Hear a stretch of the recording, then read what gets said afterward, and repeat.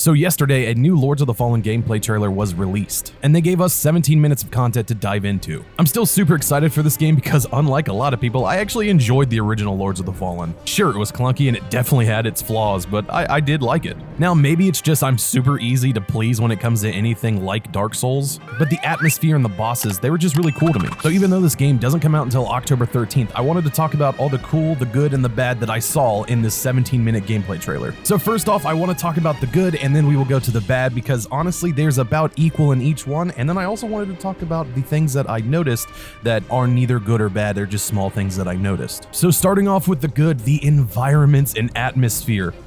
Holy crap, I absolutely love it. It's very demonic. It reminds me a lot of Hellraiser mixed with maybe some Berserk. And for some reason, when they're fighting the last boss, I was getting Attack on Titan feels, or even Gears of War 3. He just kind of looks like a Titan to me. I don't know why. Maybe it's the big mouth. Now, the Gears of War 3 could just simply be the atmosphere because it's doom and gloom. That's what Gears of War 3 was about. But just the gothic occult buildings, the settings, they look so dark and demonic.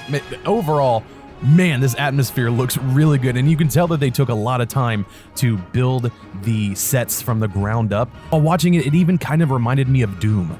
These graphics look really good. I mean, really good. You can see the small details in each building, the small details on the ground, on your character, just the shield, which is also something I want to talk about, the weapons, the character designs, the enemy designs, everything looks so good compared to the original Lords of the Fallen. Which, don't get me wrong, I do believe that came out in 2014. It might have been 16. It looked good back then too, but man, this one, the original pales in comparison to this. I don't know if they're gonna keep it this way, but when you're fighting bosses, the music is top notch. I absolutely love the music that they're playing when the bosses are fighting. I hope I get to hear more of the boss songs because they are just really, really good. So like I said a little bit ago, I wanted to dive a little bit deeper into the armor sets, the weapons, and the shields that we saw, and even the armors of the enemies that you go up against. The first playable character design we see, his armor looks like a paladin or a crusader maybe. Very, very detailed in the shield.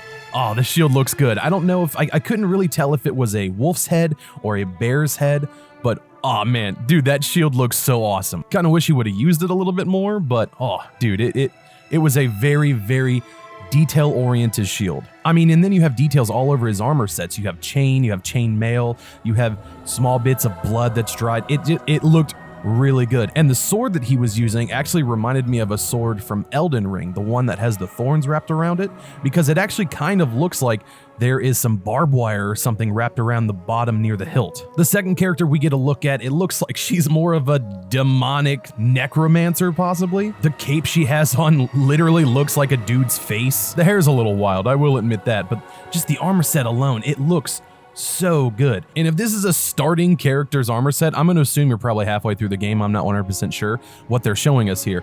But if this is a starting, you already look like the Queen of the Damned. And we also saw, I do believe, 4 weapons in this, and they all look really, really well animated. The animations look really good. They look really well detailed and really well designed. So this next one I feel like was taken straight from Sekiro, the ability to die twice. I like that when you die the first time, you get taken to the demon realm essentially to have a chance to fight again. And then I'm going to assume when you die the second time, you respawn in the human realm and you just do it over again. The next thing I wanted to talk about is the 2-realm idea. I have no idea exactly how big this game is going to be, but it gets doubled because there is 2 realms stacked on top of each other. And it's kind of a smart idea because they don't have to create 2 worlds. All they have to do is take what they built and make it look different. But say the game is as big as Elden Ring, or even, I'm not going to say Elden Ring, even half the size of Elden Ring.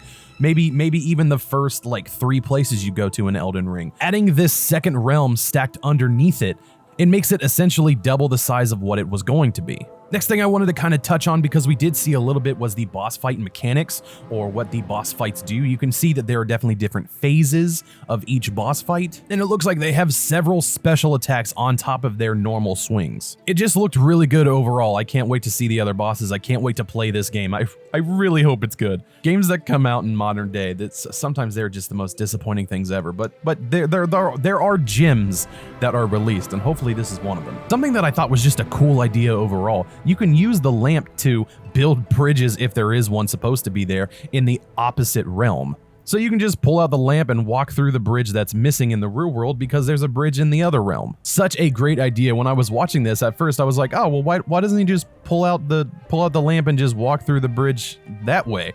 But they decided to sacrifice the first life so that way you get sent to the second realm. I was like, oh, that's gotta suck. I would hate to constantly have to go back and forth that way. It looks like you can do that, but you can also just pull out your lamp and traverse that way. I'm assuming there are going to be some places where you have to sacrifice your one life so that way you are put into the demon realm or the demonic realm. But being able to do both was a really cool touch, and I really liked seeing that. The enemies they're fighting in this look fantastic. Again, it's the small details that really does it for me because I notice a lot of them. The chicks that look like Pyramid Head, but like a buffed up female version of Pyramid Head. Oh, they look really, really good. You have the flame pyromancer guys. They look really good. They explode when they die from what I can see or from what I can kind of tell. They might have been skeletons. I'm not 100% sure. The dudes that look like they're straight from Hellraiser. These guys right here. Then you have the dudes that kind of remind me of the Pumpkinhead guy from Elden Ring. All the enemies you see look really, really good. All their animations looked really good too. And just their design, the quality that they put into each one of these enemies. I'm kind of fanboying. I'm not gonna lie. I'm super excited. I absolutely love anything Souls-like, and this type of atmosphere or this type of game design is 100% up my alley. I absolutely love the dark demonic look of some games, and don't get me wrong, there are a lot of games that delve into it, but not many delve into it, you know what I mean? Especially not many good ones. So even though I spoke a lot about visuals already, I just want to talk about them a little bit more. The shadows, the contrast, it just looks really, really beautiful, especially for a developer that I don't think is a AAA developer. I'm gonna have to look this up just to be sure. If it is, I'll pop it up right here if they are a AAA. But if they're not a AAA, this puts to shame all other AAAs.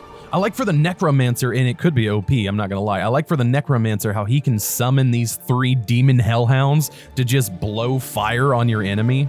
The big weapon gameplay or the two-handed weapon gameplay. This is something that I'm gonna be a part of because I really hope they have a Berserk-inspired sword in this game, but they looked awesome. Something that I didn't care for when I was watching the animations and the weight of the weapons that we saw prior to those, it looked like it didn't hurt much. It looked like there wasn't much weight behind the weapons. The big ones do knockback. They force them in the air. They look really good, so I cannot wait for that for sure. It looks like we might be able to get some seamless co-op. From what they said, your friends can drop in and out whenever they want, or whenever you want them to drop in and out, or if you don't want them anymore, you can, I'm assuming, banish them from your realm. I'm not 100% sure, but it looks like they're trying to do co-op a little bit smoother than other Dark Souls, or Souls-likes. One of the last things I noticed that I thought looked really cool was, it's a pre-order bonus, but it looks like you can change the color of your armor sets. It would be really cool if they gave this ability throughout the whole entire game, that you can change the colors of armor sets, because that's something that I wish Elden Ring had. It's something that I wish a lot of these games have, being able to change the color of the armor set that you have. Sometimes you love the armor pieces, you just don't like that it's orange, or you don't like that it's gray, you want it to be black or red even. This is a really good touch. So that's overall all the good I saw. There was a lot of good. I'm looking forward to it, I'm not gonna lie. There are a few things I'm worried about. I'll talk about that in just a little bit, but I also want to talk about the things that I noticed. It looks like you have 3 weapon slots, or possibly 2 with 1 magic weapon slot. I saw 5 spell slots and 2 rings, and it looks like a necklace. The inventory seems pretty legit. The scaling looks like it's taken straight from Dark Souls, with E being the lowest, and I'm going to assume A or possibly S being the highest. It looked like a pretty good and clean inventory system, so that's really good. When inventory systems suck, it is very tasking on the game. It brings the whole game down when inventories suck. All right, so now on to the bad, or the things that slightly worry me about this game. This could be, I don't know if it's going to be alpha, but it could be beta. It could be from the alpha. I'm not sure when we got this gameplay or when this gameplay takes place, but some of the things, I'm not gonna lie, they made me go like, that sucks. One of them being the animations. Overall, I think some of these animations are very weird, really fast. Like when the character pulls out his shield and sword, it just looked janky to me. Not clunky, but just really fast. Some of these animations, they look sped up almost. Like when you're doing a critical hit, or when your character is a little bit too far away, but the game has decided that you will hit them. Your character looks like he glides towards the enemy. It kind of reminded me of Commando Pro from Modern Warfare 2, if any of you guys are old enough to play that game. I know, I'm old. Which definitely happened in the original Lords of the Fallen. That was actually something I really disliked because the lock-on system in that game was really tight and really focused. So there would be times where you're like, there's no way this is gonna hit me. Holy crap, somehow that hit me, because the lock-on was so focused and so high-tuned that it didn't give the chance for the lock-on to turn off in the middle of an attack, so it looks janky. You could put this in good or bad depending on how you see it. There's definitely iframes in this game. You can see it in the gameplay. It looks like the iframes are really forgiving. There were several times where I went, that should have hit that dude. I don't know why your character didn't get hit. He should have gotten hit, and for some reason he didn't. So unless they're like, it's just as soon as you start the roll, you're invulnerable until that roll, you're done and you're standing. I'm not 100% sure. We're probably gonna have to do a little bit of a deeper dive into the iframes of this game, but there were a few hits where I went, yeah, that should have hit you, but whatever. So depending on what you think of the iframes, good or bad, I definitely see that as, I think iframes should be tight. I'm not 100% sure. I just called it bad. The roll shouldn't be as forgiving as it looked in this. And I could be 100% wrong. Maybe, again, this could be alpha footage, this could be beta footage. Who knows exactly where this footage comes from. So maybe this is already fixed. This is something I noticed when the character was jumping. It looks like he has forward momentum when he jumps, and then it gets to a certain point where he just straight drops down. I don't know if this is like a knee drop that the character is doing or that the player is making the character do. It just looked really bad. Like momentum just stops all of a sudden and then you just fall immediately. That's not how momentum works. Hopefully that gets kind of fine-tuned. That's a very small gripe, I'm not gonna lie. That's very nitpicky. It just, I immediately noticed it and it made me go, oh, that looked bad. Something that I also immediately noticed, I feel like at least the majority of the weapons they showed us had no weight behind their attacks, had no hit behind them, if that makes sense. It looks like the character's just having flies bouncing off of them when the main character is fighting the enemies. The enemies are kind of just like, oh, you hit me? Oh, I didn't even notice. And they're still trying to hit you, even if they're standing still or they're just looking at the main character. It looks like you're doing nothing to them. There's no like knockback or even some subtle knockback. Again, that could be changed in the final release. I hope it is. But yeah, it definitely looked like some of those weapons were just pea shooters. And the amount of health those enemies had, that was probably upscaled just to show you more combat in this gameplay. I'm hoping it was upscaled because some of those dudes looked like they had boss level amounts of health. So something that also felt like it had no weight behind it, the fire spells. There were multiple times where the character was just fire spelling the hell out of the enemies and they were like, oh, this is supposed to hurt? All right, well, I'm just gonna walk through this. It reminded me a lot of Skyrim when you get your first fire spell and it's the one that's like fire breath or whatever that continuously blasts flames, like this right here. Like enemies will walk through that too and just be like, yeah, whatever, you're kind of hurting me, but no big deal. That's what it looked like in this. So one last thing about the attacks in this game, the sound mechanic of it is really off. I don't know how to explain this unless you listen to it a few times. The sound just feels like it doesn't have enough bass maybe or enough direction, if that makes sense. It sounds very muted. That's a really good way to explain it. The attacks and the weapon sounds sound very muted. So something I noticed that I just didn't really care for, at a certain point there is a lot of stuff on your screen, just blinding stuff on your screen.